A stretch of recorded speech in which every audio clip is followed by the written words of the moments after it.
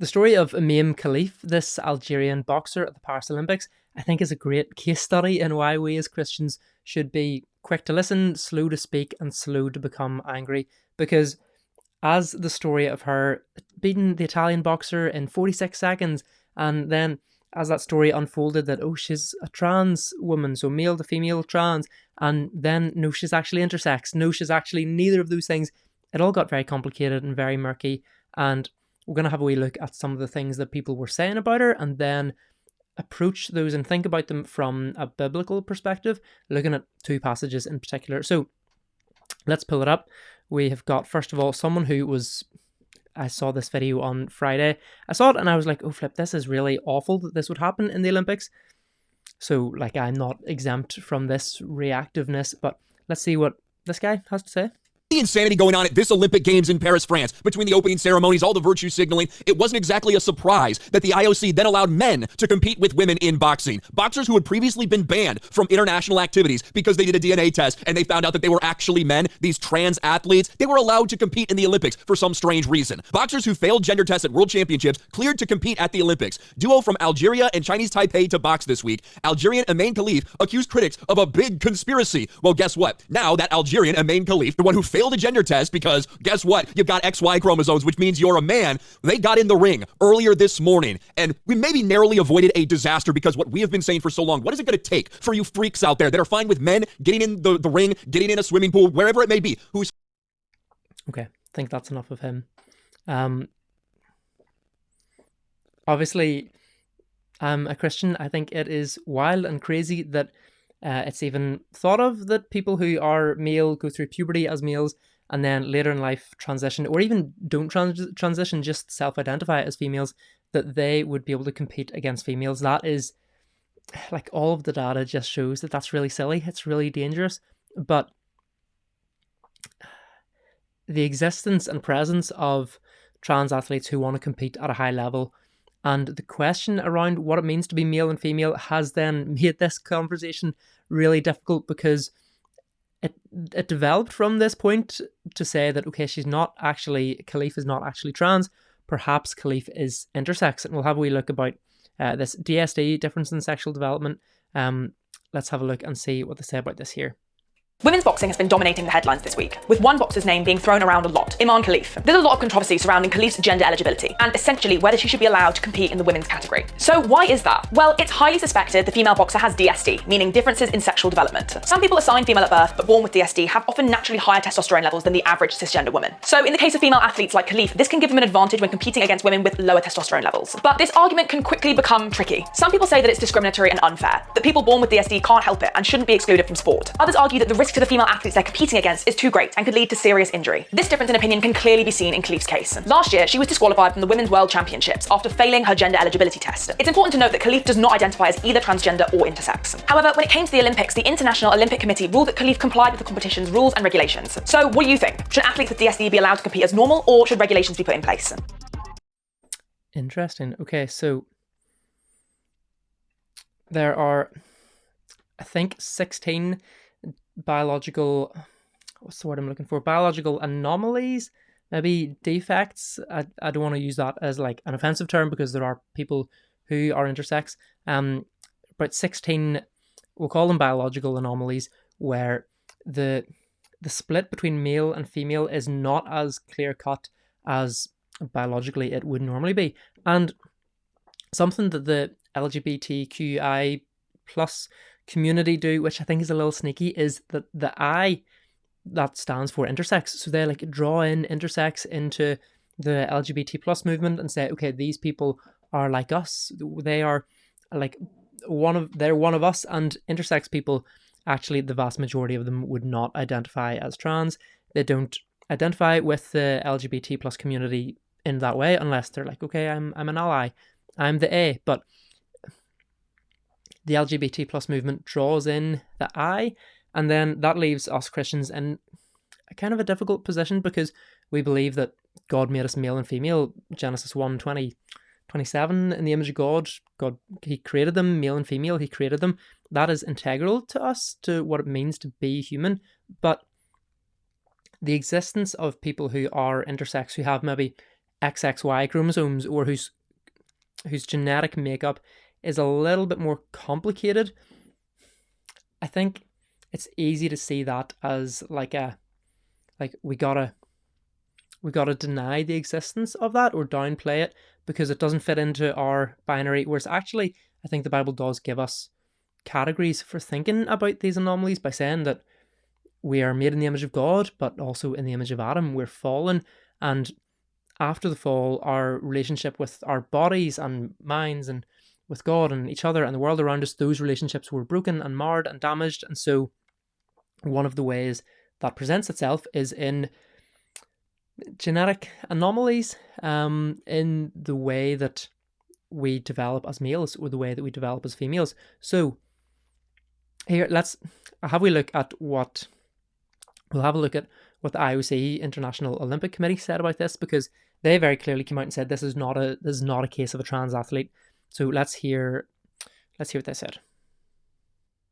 Algerian boxer was born female, was registered female, lived her life as a female, boxed as a female, has a female passport. This is not a transgender case. I know you're not saying that, but there has been some confusion that somehow it's a man fighting a woman.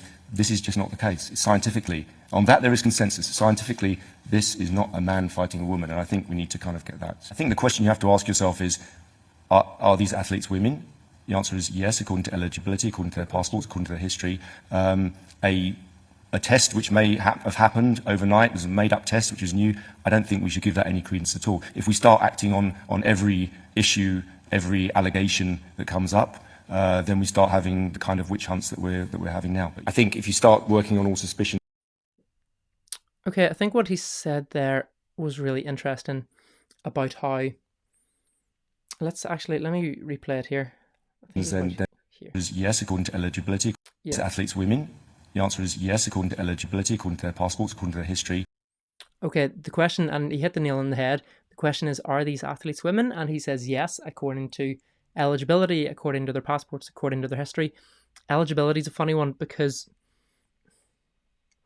historically, we know that males are physically stronger than females, and so that reflects in sport. Any world record, 100-meter sprint, high jump, the gap between the top end of males and the top end of females, like there is a substantial gap there. But all athletes at a professional level, competing at a professional level, have some sort of biological advantage that predisposes them towards their sport. So, for example, I'm 5'9". I always thought I was 5'9.5", and then I used one of those wee height measuring things recently, and I'm 5'9", like on the dot. It's raging. I'm 5'9". I've never really weighed more than 75 kilos. So I played a lot of rugby for a lot of years, but I just wasn't as big as some of the other guys. And so I was maybe quicker and more skillful than them. But whenever they tackled me, it hurt a lot more than whenever I tackled them. That's a biological advantage. They are just bigger. They've maybe more muscle mass. Their bones are more dense, and so they can hit harder. Whenever then we look at elite level athletes, and specifically female elite level athletes, a higher level of testosterone in your genetic makeup is going to make a big difference. So we look at, for example, here's a good shot of Khelif. Okay, Khelif, according to our kind of Western perception and standards of what males and females should look like, Khelif does not look particularly feminine. Okay, and so then it's easy to look and be like, oh, this is a trans woman, which is, they say trans female, which is a male to female. So they're like, this is a trans woman, she's biologically male. Whereas actually, she maybe does have a much higher level of testosterone. There maybe is some sort of intersex thing at play, which she might never have known about if she was born with all of the female bits on the outside, which seems to have been the case. Her dad came out and said this. Let's actually have a look at, her dad released photos of her as a baby, as a child, and here she is in the pink. She's clearly a girl, but as she grew up, the way that her body developed maybe started to look a little bit more masculine, and internally perhaps there's some sort of, like, people with DSD sometimes grow like testicles on the inside of their body but outwardly present as a female. It is quite complicated, and I think the presence and existence of trans athletes is what makes this complicated, because as the speaker there for the IOC was saying, he says these are females according to eligibility, and eligibility is the big question, because if we have as a society started to question what does it mean to be male, what does it mean to be female, what does that look like, then whenever it comes to sports there needs to be some sort of bar as to, okay, this is what it is to be female, this is what it is to be male in sport, so that I can't just say I'm a female. I've had no hormonal transition, I've had no surgical transition, but I identify as a female, so I'm going to go play women's rugby sevens. I probably wouldn't be good enough to do that at the Olympics, but it stops people from, you need to be able to stop people from doing that. And so the measure that was brought in then was testosterone levels. Okay, if you are a male, you transition to a female, they said your testosterone levels, this is the way they've kind of played it in sport for a bit, your testosterone levels have to be below a certain threshold. But there were women who were born women, like outwardly present as women, have lived their lives as women, have never questioned their gender. They have higher levels of testosterone than that. I'm thinking of the sprinter Caster Semenya, spelled with a C, apparently. Yeah, Caster Semenya, the South African, just middle distance runner. Let's have a look at her, because she kind of fell foul of this a few years ago. Let's see, okay. So she was a runner. She, I believe, got awarded a gold medal, and then it was ruled that her testosterone was too high, and so it was taken from her, and then she sued them and got it back. But she is not in our like perception of what femininity and masculinity should look like, she doesn't look particularly feminine, but she looks like she'd be a really great athlete because she has higher levels of testosterone than the average woman. And someone who I don't normally put a lot of stock in this person's opinion, although whenever I was thinking about this, there's a really great line in a Lecrae song where it opens with a quote from a lady, and she says, "I'm for truth, no matter who says it. I'm for justice, no matter who it's for or against." The song's called Truth. So I'm for truth, no matter who says it, because all truth is God's truth. So let's have a look at what you probably recognize this person from Instagram, Matt XIV. It's Roman numerals for 14, because look at me flexing my Roman numeral knowledge. I think in primary school I got 99 out of 100 on a Roman numerals test, but I think most people got 100. I just made one silly mistake. Anyway, here is what this Matt Bernstein person said, pointing out the discrepancy here and saying, okay, this woman has a physiological advantage, so we're going to ban her. Well, all athletes have a physiological advantage. What's interesting here, it says Imane Khelif is Algerian cisgender boxer. Cisgender is not a word I use because it carries a lot of ideological baggage. I would just say non-trans. She's not trans, never identified as trans, never identified as male, never identified as intersex. It's really interesting. And then she's got some information here on this like misinformation about her having XY chromosomes, elevated testosterone. This wee bit here is about how she was boxing in this competition that was run by Umar Kremlev, a colleague of Vladimir Putin. The sponsor of this competition was Gazprom, a Russian energy company. She was disqualified mid-tournament 3 days after she beat a Russian competitor. IOC's cut ties with the IBA over concerns of corruption.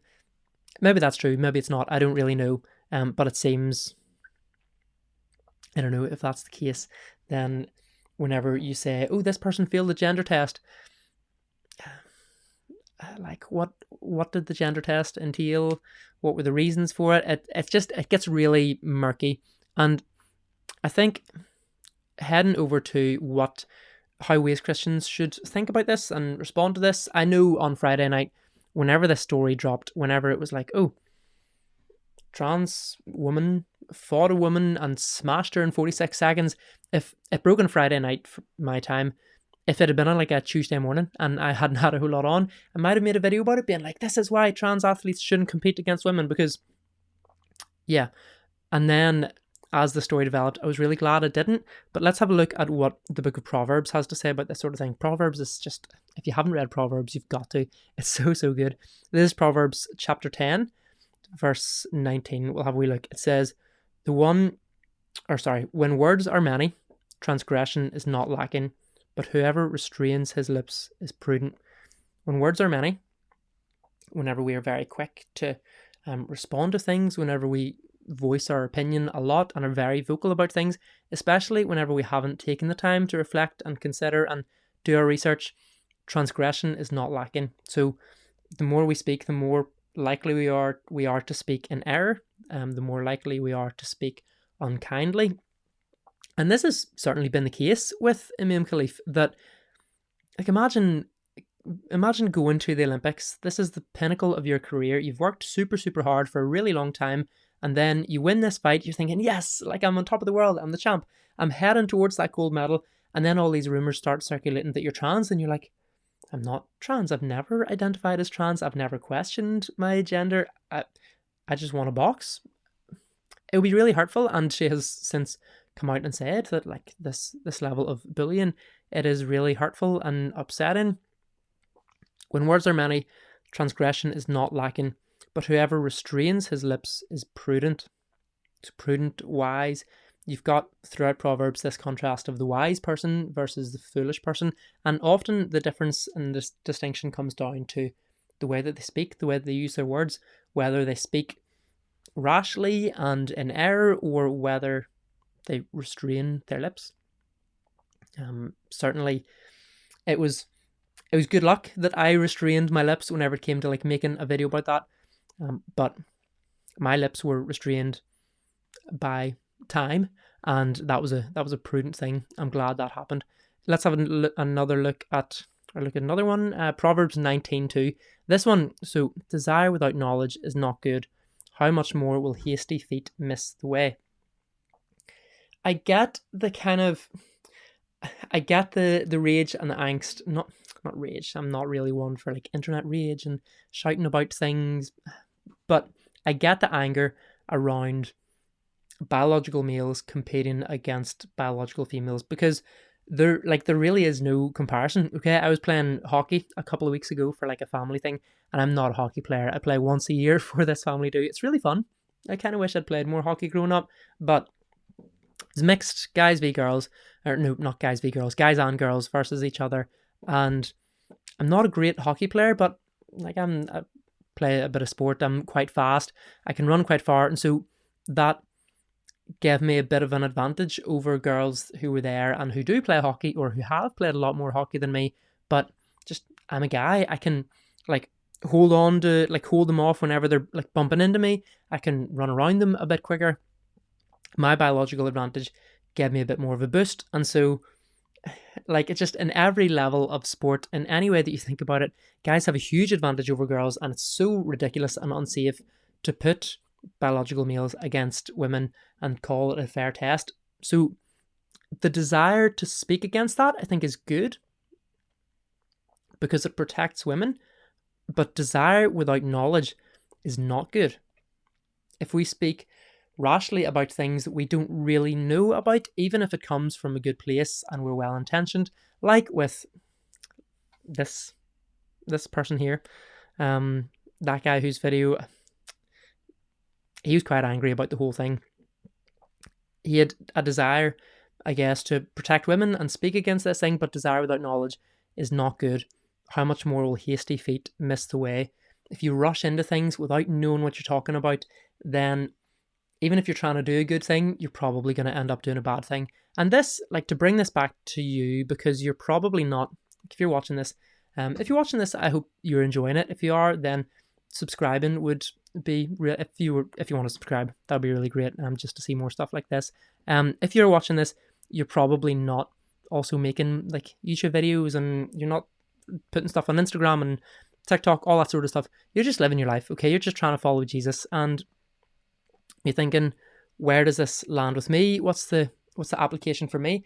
And I would just point you back to this passage, that there are going to be times in your life, Proverbs 10, there are going to be times in your life whenever you can speak about things, whenever you can react against things, whenever it seems like, oh, you've got the right opinion and you want to share it and you want to tell everybody you've got this hot take on whatever it is, whether you're in school or the workplace or at college or uni or tech or like wherever you are.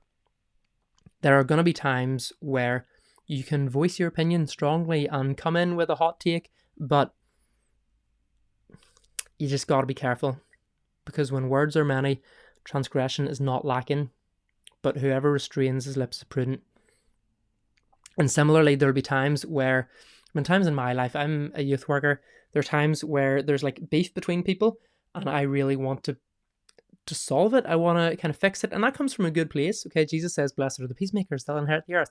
I'm thinking, okay, I want to bring peace to this relationship. But if you don't know the whole story, then you might end up causing a little more harm than good. Desire without knowledge is not good. How much more will hasty feet miss the way?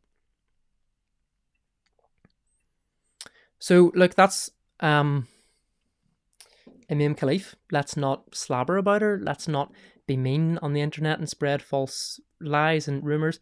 Let's just speak truthfully and carefully and with kindness and compassion. As the book of James says, let's be quick to listen, slow to speak, and slow to anger.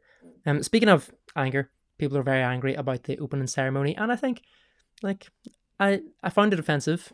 I chose not to be offended, but if you want to know a little bit more about that and hear my thoughts on it, then you can watch this video here. But thanks for being here, and I'll see you soon. God bless.